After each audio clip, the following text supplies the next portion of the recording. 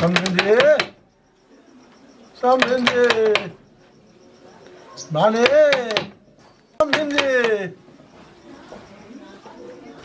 खोले ए भाई बुझाता कि समझनिया सूत गल भी कहा हम घामा में कहाँ से कहाँ आ गई आई सुतले बड़ी अभी तक ले दिन भर खाली खाई के कछुआ से भइल बड़ी आ सुतर तो ठीक है बड़ी के समाचार ले तनी खाली खोलस के बढ़िया तब समझे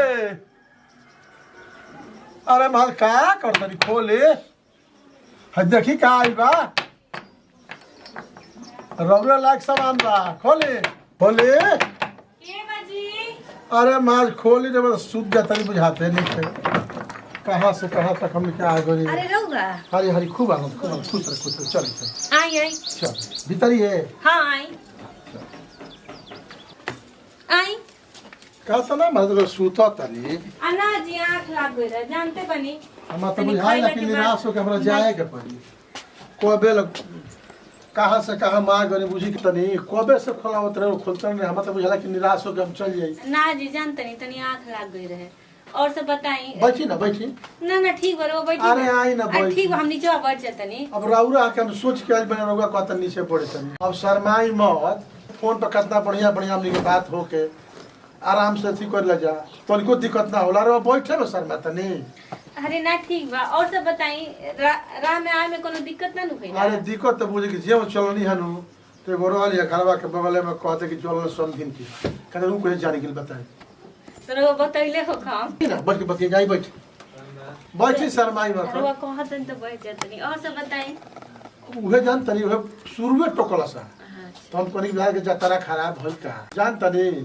राउर फोन आल तो हमार मन लागेला आ कभी भी राउरे बुझी के रात इंतजार में रहिला कि कब राउर फोन आई अब बाद में लगाओ तेरे फोन तो राउर फोने नहीं खेल लागत का करी जी जान तनी रिचार्ज खत्म न हो गइल बा क दिन से यहाँ से कहत नहीं बाकी सुनते नहीं थी अब राउर फोन ना आला तो हमरा आवे के पड़ला पेचे कि ना भाई चली यही बताई का हाल चाल बा हमर बुचिया के बुझिया ठीक है बालो ठीक भी है ना हाँ सब ठीक बना देखी ना कहिए हमरा से कहले रहे कि माई रे तनी पाड़ वाला साड़ी हमके किन के भेजिए आ कहिए ले साड़िया किन के रखले बानी केहू हइए नहीं कि पहुंचाई यहाँ से कहे नहीं तो सुनबे ना करे नहीं अब आइल बानी तो रहुए लेके तनी जाए ई मत कही जानते बानी कि वो लोग दो जना बाहरे बालो केहू घरे हइए नहीं अकेले हम बानी आइले तो होनियो लोग के दे दे एगो तराउरे फोन के इंतजार हम करत रहिला आ जब फोन वाला तो बुझी की तरह बतिया के आत्मा के शांति का कहे जी बतियावे खातिर तो हमरो मन छटपटाइले रहे बाकी रिचार्ज खत्म हो गए रहे तो हम कैसे रो अभी फोन करते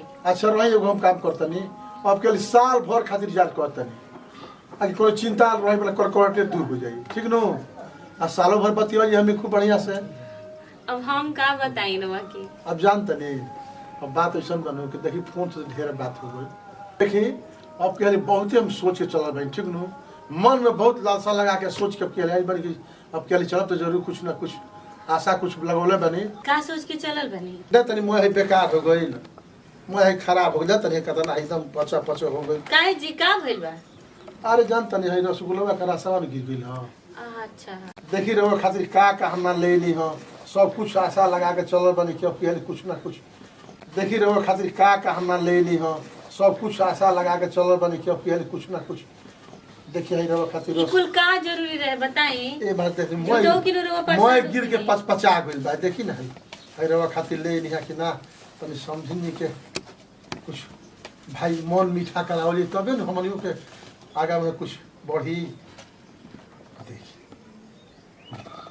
अरे रवा खाई ना आगा लिखाई खाई ली ली तनी हमरा हाथ खाली ना ठीक बा त रवा खाई पहले लिखा ली अच्छा ठीक बा दी हम खा लेतनी देखिए हमारा हाथे खाई रहुआ अगर मतलब ना खाई नो तो बुझी कि हमारे हार्ट के बीमारी और बढ़ जाई दिन हम खा लेतनी हमारा हाथे खाई ठीक बा ली पहले रवा खाई अच्छा हम तो खइबे करब ई बताई रवा हमरा घर में आइल में त मेहमान नु बनी तो ली खाई अच्छा रवा एक संग खाई जा हां तक ली खाई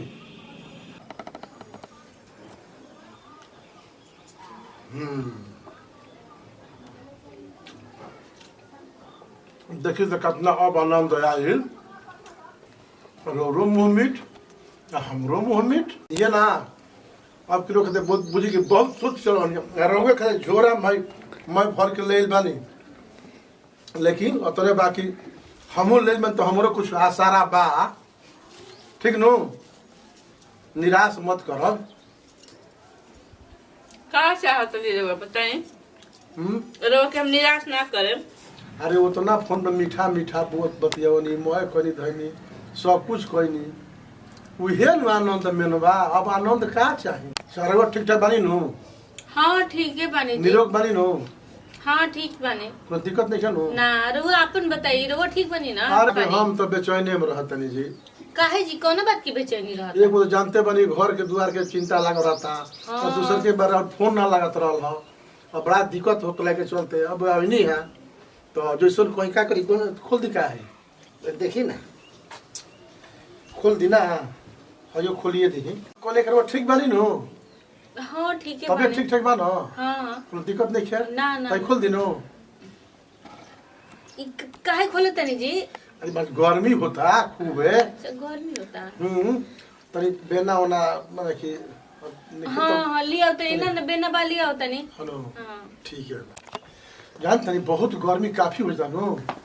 अब देखी पसीना पसीना एकदम हम तरबड़ होने रहुआ के देखला के चली तो पंखा में बैठे। अब देखी हम आइल बनी, अब पंखा में रहुआ गर्मी हमार शांत करो कि बेना से शांत करो, अब जैसे रहुआ शांत करी, लेकिन गर्मी तनी शांत हमार कदम तो ठीक रही। ठीक बराबर रही, हम बेनवे लेके आओ तनी। चलिए जी रहुआ। जय हे भगवान, ऐसने समझी सबके दी समझी, हमार समझी कितना बढ़िया बाड़ी, कौनो बात कले तो एकदम चढ़ दे तैयार हो बेचारी, दिल से एकदम दिल खोल के चली आवेलिया। बात ऐसा पड़ रहे कि जब लड़की हम देखे आई रही नु तो कहली कि ये कोर पेरा देव, लेकिन बियाह है घर में कर। हम समझिन के देखते बुझ गई कि समझिन हमारे कितना यहाँ के रंगदार बानी, यही से हम बियाह हो कैली। देखी ना जी लाइनिया कट गई है, क्या करे आजकल बड़ी लाइनिया काट जो बना के नु, यही बिना के हमारा शुरू से आदत लाग गइल बा। आप जानते बनी कि अब का हम करियो। नहीं तो चिंता मत करी, हम हाँ तनी नु। हाँ नु, का करी बजे तोड़ो गर्मियों इतना कइले बानु। ये बाकी लेकिन बराबरी बरकरार रखल रहनु बेनवा। ना तो बताई कबू कमी कइले बानी कोनो चीज में? देखी अरे वक्त एगो सामान हम ले लें, ठीक नु, तात वाली साड़ी, ठीक नु, अच्छा एगो हमार ललन संगतिया हवन, अच्छा उ किनत रहन, तो हमहू कनिए के अपना समझिन खातिर किन ली। तनी किनत रहनु तो बड़ा काट करत रहन, उ ललन जोन बेचत रहतो न अच्छा कि केकरा खातिर जे उम्र में, तो हम कनी कि हमार समझिन बड़ी बड़ा वहाँ के मानी ला वहाँ के, तो ये साथ लेते समझिन नहीं खातिर। माने रहो प्रचार करिए देम सब जगह ना। अरे तो समझिन हमार उतना बढ़िया बाड़ी, कोनो खराब बनी, पाँच गो मेहरारू में खड़ा कर तो मैं जानी हिल जाइलो। अब रउआ नजर में अच्छा बानी तो बढ़िया नु बानी। हाँ हमारा मतलब सुपर से सुपर बानी एकदम सबसे ऊपर। तो देखी हालांकि गर्मी शांत नहीं है, बुझा तो लाइनिया आ गई। चली भीतरिए चली आ चली चली तब तो ये बनी समझिन हमार चन्हा के बानी है। तब का करी, बहरिया कपड़ा खोल दी का, तब खोलिए दे तनी पहले बहरी का भीतरिए